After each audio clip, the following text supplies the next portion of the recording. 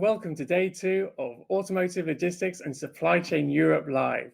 I'm Rich Logan, Senior Content Producer at Automotive Logistics and Ultima Media. Thank you so much for joining and welcome to our second virtual think tank, Future-Proofing the Aftermarket and Service Parts Sector. I've got some fantastic guests joining me on stage, but I also want to encourage you, the audience, to get involved too. So please do make comments, put questions through, and dare I say, challenge our experts on stage. So let me quickly introduce my guests, and please put your cameras on and join me on the stage. So joining us today, we have Welf Schneider, Supply Chain Distribution Network Automotive Aftermarket at Robert Bosch. We have Cicin-Angul, Global Head of Product Management, Aftermarkets Logistics and Contract Logistics at Kuehne+Nagel. Good morning, Frank Schulhuber, Senior Consultant Market Affairs at the European Automotive Parts Association, CLEPA, and Tony Byrne, Director Global Parts Operations at Jaguar Land Rover. Gentlemen, thank you so much for joining me today. Good morning. Good morning. Great. Well, this is an exciting... Absolutely, great to have you here. This is an exciting topic and an important one too. We deal with the day-to-day, but how important is it to look ahead, to have that strategic view to ensure what's coming, we're ready for what's coming to tomorrow. I'd like to turn to Frank first, maybe set the scene a little bit and get some insights as to how he and CLEPA sees the aftermarket sector evolving in the next 5, 10, 15 years in terms of volumes and what we can expect from there. Just need to take yourself off mute, Frank. Thanks, Richard, for having me here and for the opportunity to give you a short update on how we see the aftermarket. We have just finished a study together with the Boston Consulting Group with about 600 interviews with all market participants, and we came to a conclusion, and we can summarize the market with 3 words. This market is large, it's resilient, and it's growing. Large, because we see the market at a level of 225 billion euro. This includes labor, parts at consumer level for all vehicles up to 6 tons. Resilient, because we experienced that in the COVID crisis, we had a dip of -7%, while other areas of the automotive industry suffered much more. And growing, we see since 2011, a constant growth of roughly 2% in average. And this is something what we will see also until 2025, with a dip, of course, in 2019 due to COVID.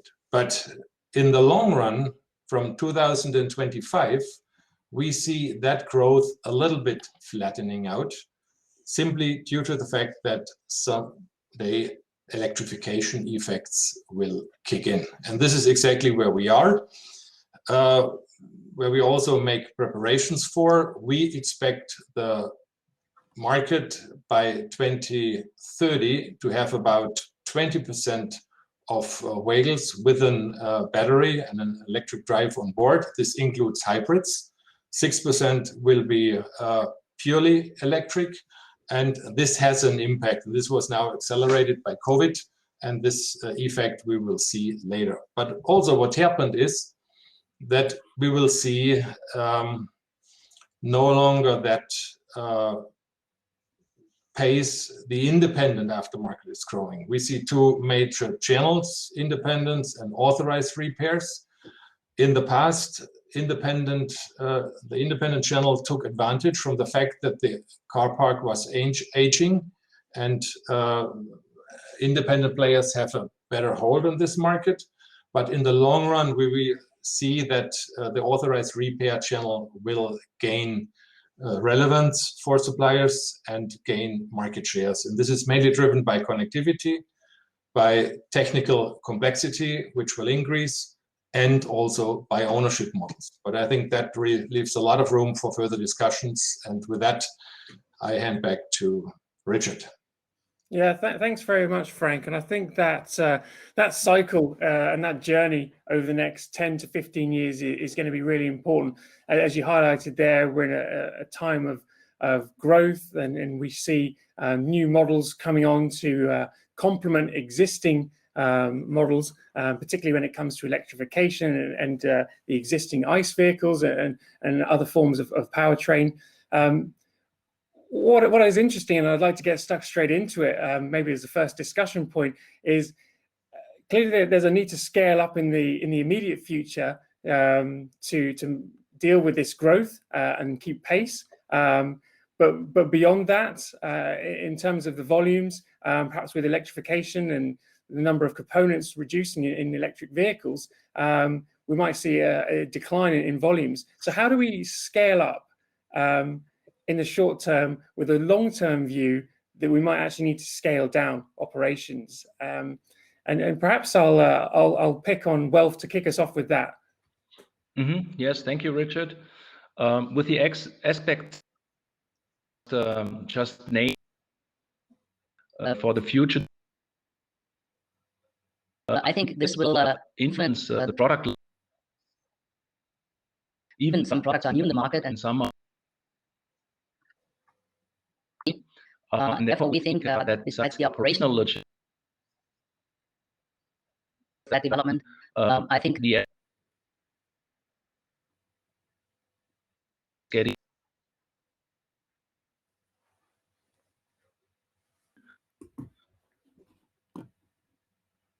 Yeah. Okay. It seems like a little bit of No, ever has been.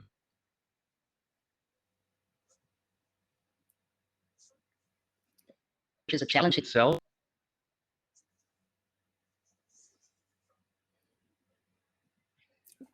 Okay, I think having a little bit of technical troubles there with Welf. So hopefully my colleagues in the background can help him and suggest maybe he resets his monitor and we bring him back into. Without further ado, let's go across it in terms of scaling up and then scaling down. Tony, let's jump to you and get your thoughts on this. Yeah, good morning. For us, the biggest thing is well still yes, for us, You depend on our. Carry on, please, Tony. Yeah, so for us, the biggest challenge, as you said, is how we scale up in the short to medium term. So Frank's talked about the continuing growth of the aftermarket sector. So in the physical world, that presents us with an ongoing challenge. It's never expanding universe. We're trying to accommodate in the physical network. So all our forecasts show it was a similar trajectory to Frank's talked about. Throughout the 2020s, our volumes and therefore our network requirement continues to grow as new models and sales continue. But that starts to tail off at the back end of the decade as we see the growing impact of electrification. So the judgment we're trying to make at the moment is how we balance the network infrastructure now for what we might need in the future. And particularly when we look at warehousing opportunities in our global market, we clearly need space and capacity to accommodate that near-term growth, which would give sort of 5 to 10% per year, but without overburdening ourselves with capacity come the end of the decade. That's a very fine judgment line at the moment. So at the moment, we're in a position where our network will continue to grow in terms of our physical footprint, and then we have to go through all the good industry standard efforts to maximise our efficiency in our existing network. Having said that, we are investing significantly, and people may have seen, certainly in our UK infrastructure, we are consolidating a number of sites into one new super campus in the Midlands, and we forecast that will give us capacity out into 2040 and beyond. And then you have to get practical opportunities about how you mitigate that property risk in the mid to short term. Yeah. Absolutely, and I think, like I say, it's a fascinating strategy to cope with that increase, knowing that demand. Does that bring into play more 3PLs, more support from shorter term contracts, or and this is open. Maybe I'll jump to you, Sven, at Kuehne+Nagel, from what you're seeing on this perspective in terms of scale.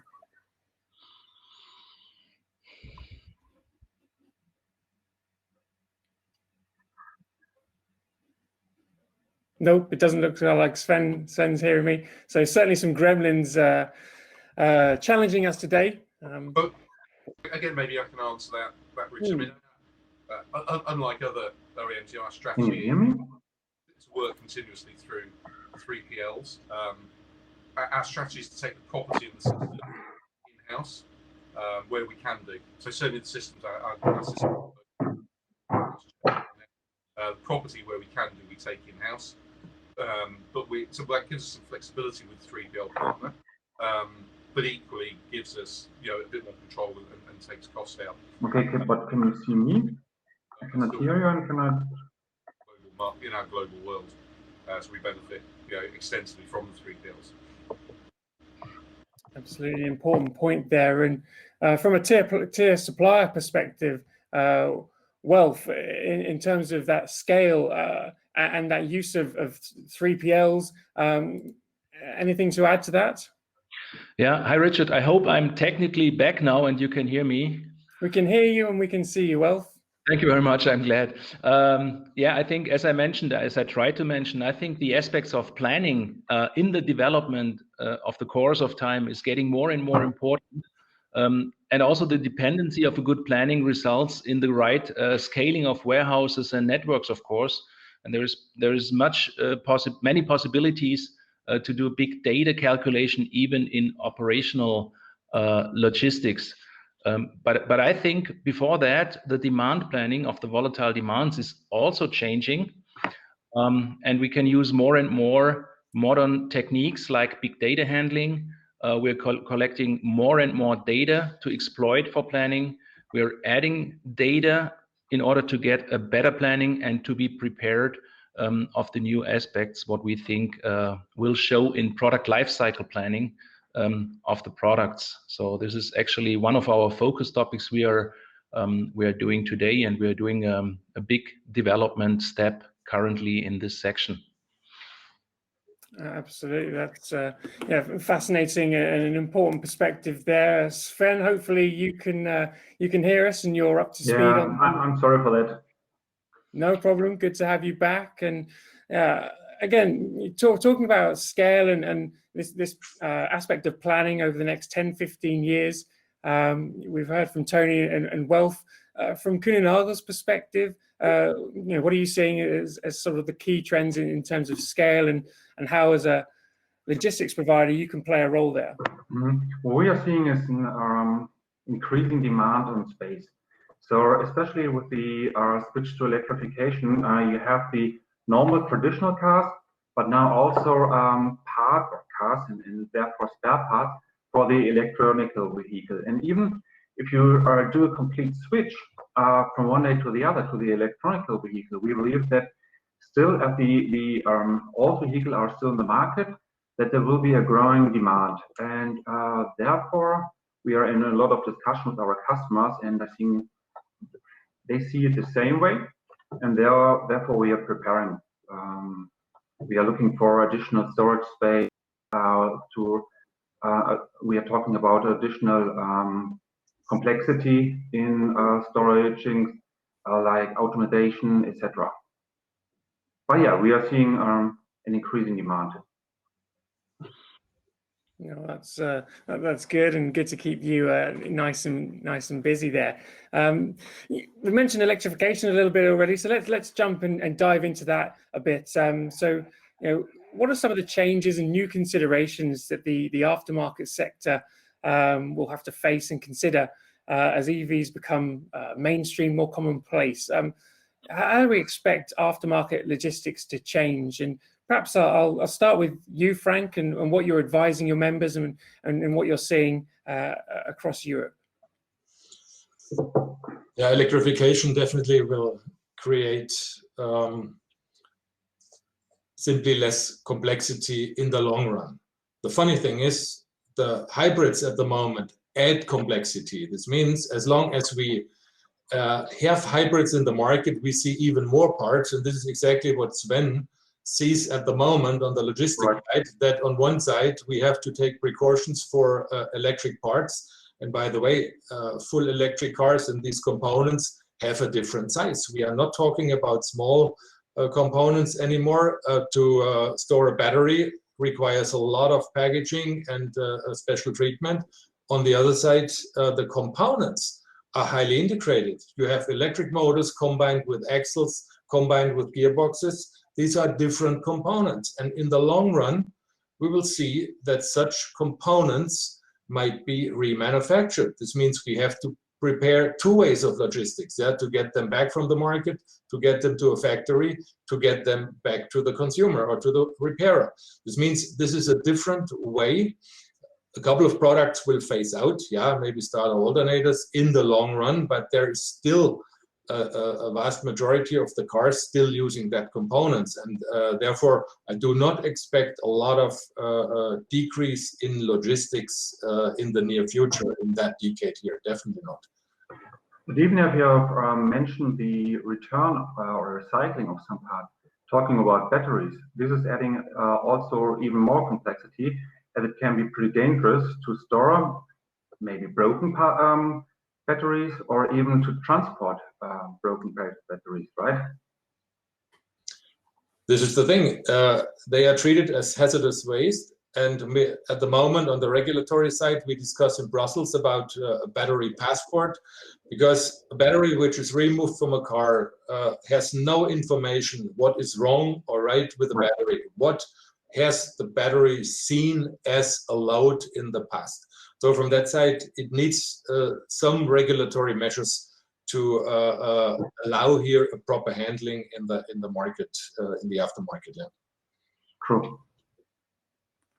Yeah, absolutely. I mean, and on that, maybe I'll jump to you, Tony, from an OEM perspective at JLR.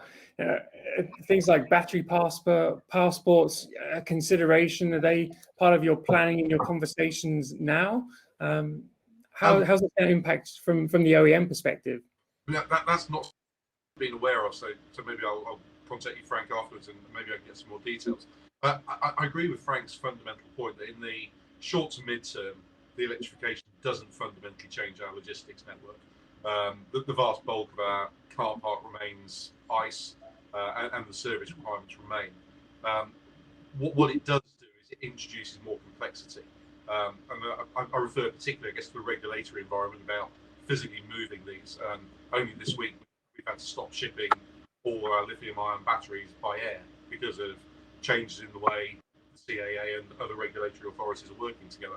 So I think there's a big piece for us to do as OEMs, working with a supply base and the international regulatory bodies to actually make the physical supply chain much more easy. So we need to reflect that certainly airlines have massive concern about moving this product, but we need to get some consistent way of doing that.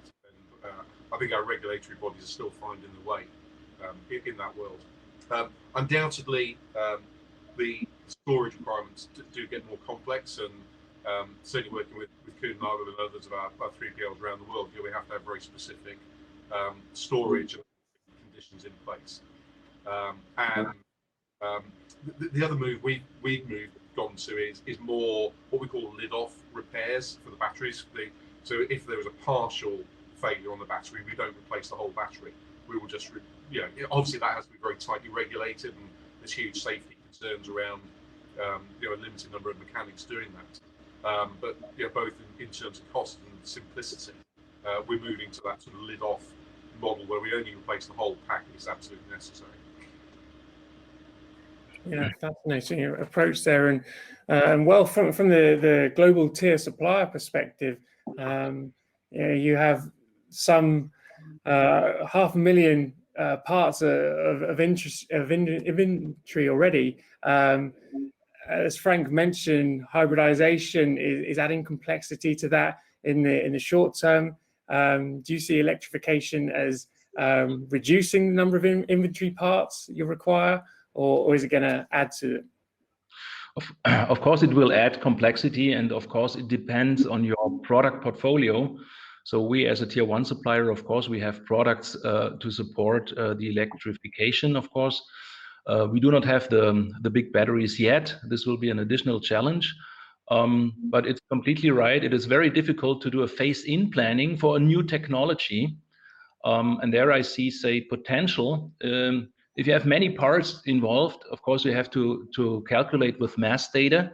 And here also, say, modern planning procedures like AI procedures could learn from other phase-ins to help you for the planning of it.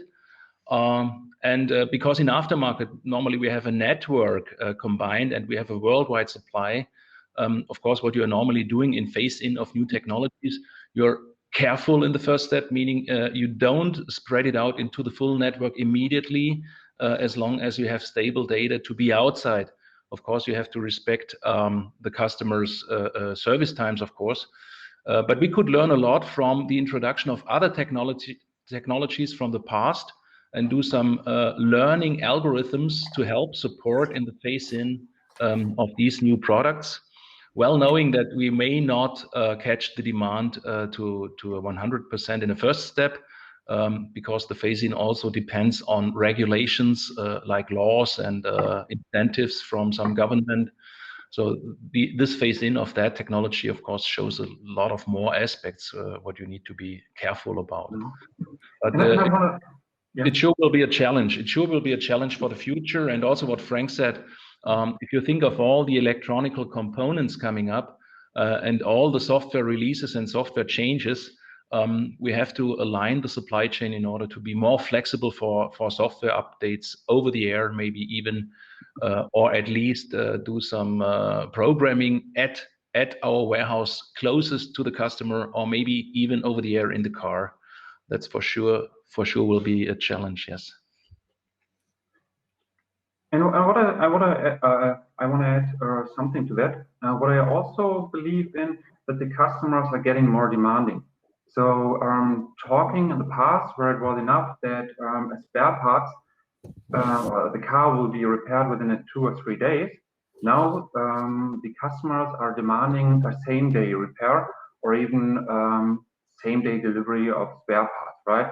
And so this is something that we have recognized over the last years, even that it is not enough that you have one GC or one RDC somewhere, but customers are asking for same-day delivery, sometimes 4 hours delivery. This is even adding more complexity, even in the future, that you don't have to have one warehouse anymore, but you need to have more warehouses all over the places. And in addition to that, we are talking not only about our cars itself, but even charging stations, which are in the future a very important part of all this, what I believe. So you do not have the traditional petrol stations anymore, and just a few all over the places, but you will have more and more of these charging stations, which are located close to where the people are living. Yes, you're right, Sven. Of course, it depends on how close you are to the final workshop or to the end customer. Of course, we know that the workshops call for maybe 3 times a day delivery during the day, right, which is a big challenge, and which you only can serve as a supplier if you provide the full assortment to the workshop. So now we, as a tier 1 supplier, we have our portfolio, and we need to serve the guys who are serving the workshops 3 times a day. So you're completely right, and we need to support that.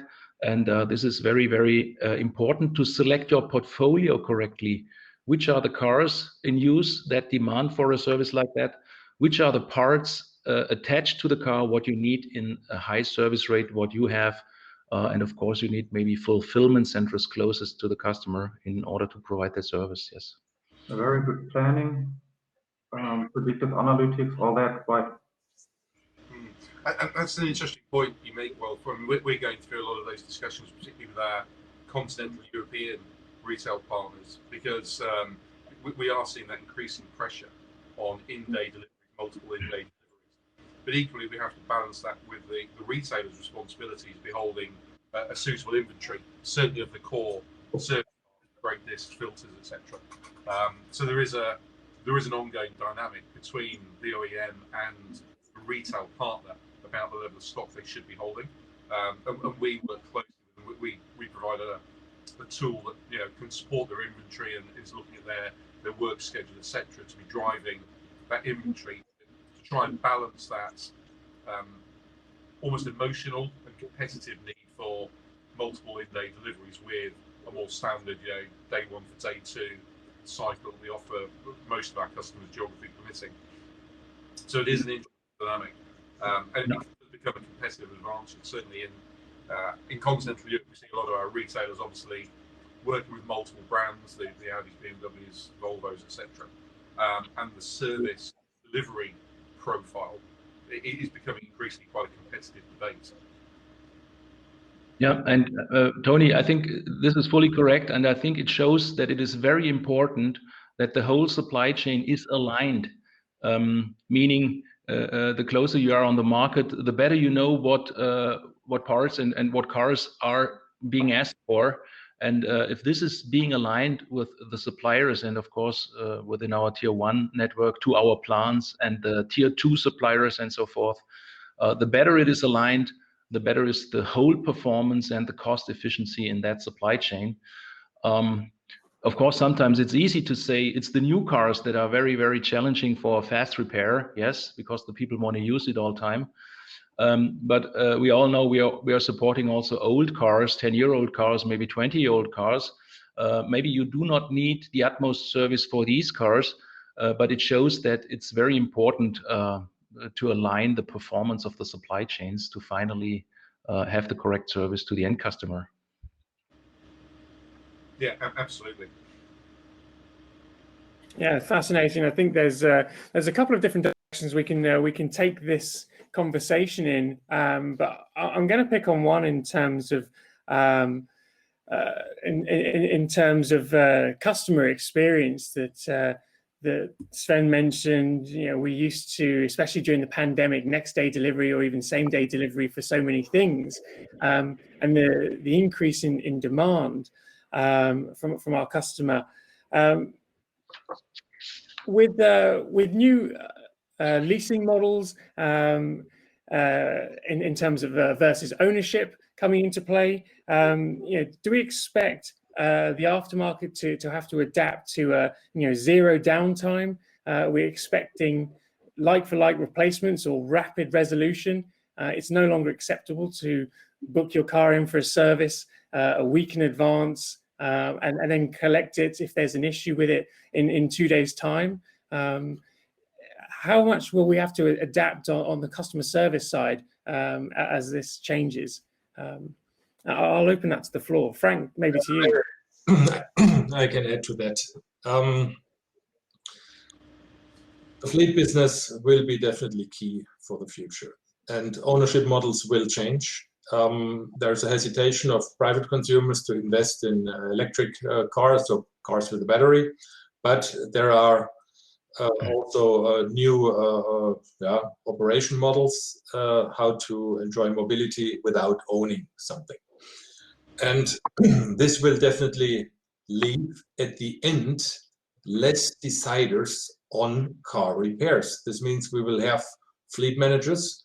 We have people who decide as a single person fleet operator about a large number of service activities for many cars. This means they will enter into contractual relationships, and total cost of ownership will be one of the guiding principles.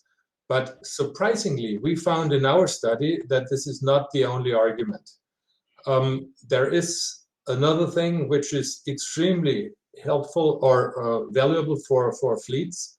This is IT capabilities. This means how good can you adapt your IT system to a fleet operating like a lease plan, for example, 1.5 million cars or something. Yeah? So when we talk that dimension, there is no person involved to handle processes. Yeah. So this means here we found definitely at the moment the authorized repair channel much better prepared to come up with ideas how to connect fleets and how to transmit data. Then we have the entire topic predictive maintenance, what is driven by connectivity, where OEMs have at the moment or make already a first experience, deploy business models. My dealer calls me and reminds me that 2,000 miles are left on my rear axle brake pad and how to make an appointment.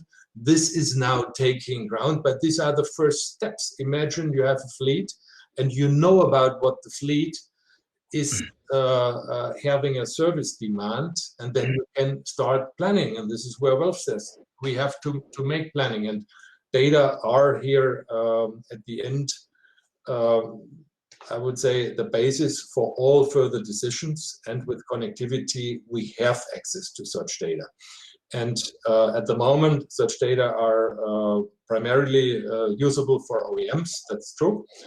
But in the long run, there's regulation anyway ongoing at the moment in Brussels, and this will be opened, and such data will be usable for the aftermarket community. And from that side, I expect here tremendous innovation coming up in our business. And it's no longer the guy who repairs something. This is a very professionalized, structured aftermarket. This is my picture of the future here. Yeah. Yeah, maybe I can add something to that, what Frank said.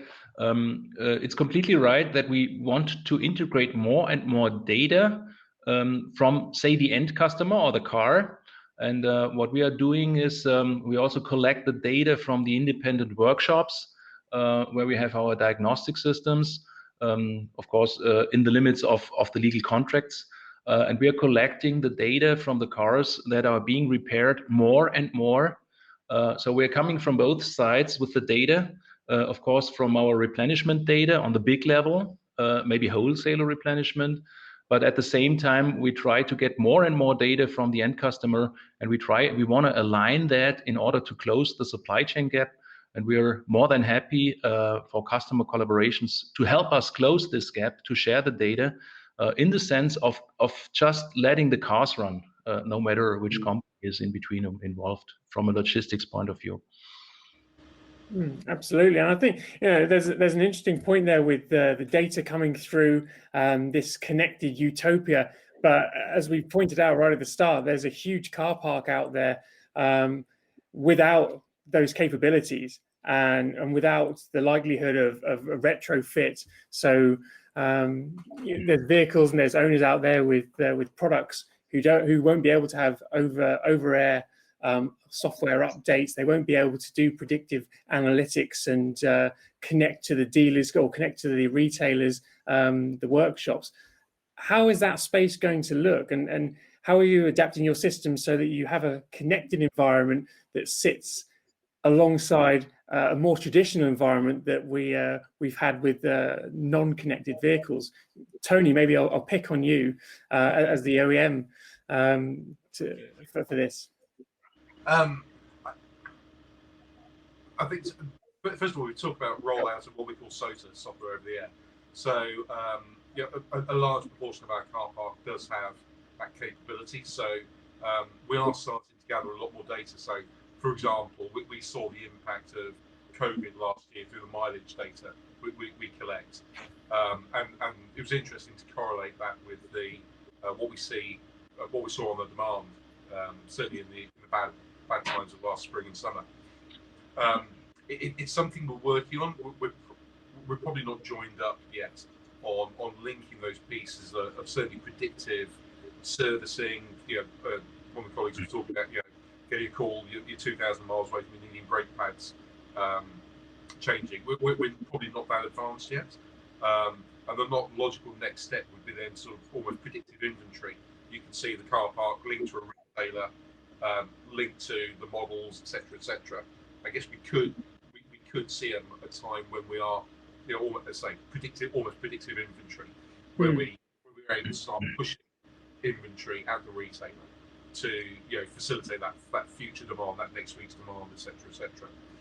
But to be fair, it's not a space we've looked at hugely at the Yeah, but do you have a sort of time frame of when you will start to look at that sort of more seriously, and you think that's coming in? It'd be interesting to get an idea of sort of timelines as to when this, and just to the wider group as well, as to when sort of predictive maintenance really will start impacting logistics and really will start reshaping how these networks are operated. It's, as I say, it's not something that's specifically on our radar, so I couldn't pin ourselves to a time. It's certainly an emerging thing that we know we need to look at. To give you one additional figure here, at the moment we see about 26 million of vehicles about having the connectivity capability, which are communicating with the OEM backend and the vehicle. The deployment of real business cases, I think, has not really started. There are some OEMs which are a little bit more advanced. The big mass business is not really in place, but the capability at the moment, with roughly 8% of the car park having such capability with a strong growth rate, I think is at the beginning of a new development here. And but we see that with we monitor that on the supplier side, and we have not only hopes to get the aftermarket really maybe at the end professionalized with predictive maintenance. There are bigger hopes also to use such data for product design, to learn a little bit more about the behavior, not only of the driver, but also of the car on certain roads. How is the car used? I think we can learn a lot, and also politics has some ideas what they would like to monitor, onboard fuel management, for example. So these kind of things. I think we are standing really as an industry at the beginning of a kind of data-driven business model architecture where the house is not fully built at the moment. Yeah. But in the meantime, I think connectivity will change a lot in the future. But in the meantime, as not all cars are connected, we see that the planning, the predictive analytics are becoming more and more crucial. So as we have just started about the discussion that the customers are demanding the spare parts within a very short time frame, we need to have, even from the logistics provider, to have everything in place, enough manpower. We need to have enough fleet, cars, etc., or trucks available to deliver all the goods. And therefore, we have also started to deep dive into big data. We have, meanwhile, an own data science team, which is supporting us, and even not only looking, okay, you have to drive 2,000 kilometers and then you need to change something, but also we are looking on the weather forecast, for example, for some customers where we know, okay, the weather is going bad, so we will have more accidents, or the weather is going good or getting better. Therefore, we need these kind of parts, and therefore, with these data, we are trying to manage our manpower demand, but also our truck fleet more and more often, which helps us a lot in reducing time frames and even productivity. And but in addition to that, talking about having all parts available, and COVID was really difficult. Talking about connectivity and planning forecast. So first of all, even when the customers were demanding parts, with some border closures, with Brexit last year, it became more and more difficult to have all parts available at the time when they were needed. And for sure, the forecast was even a nightmare, because of how it happened the last years was not happening in the COVID year, right? So but for the future, I really believe in big data and connectivity, and this will help a lot even for the logistics provider.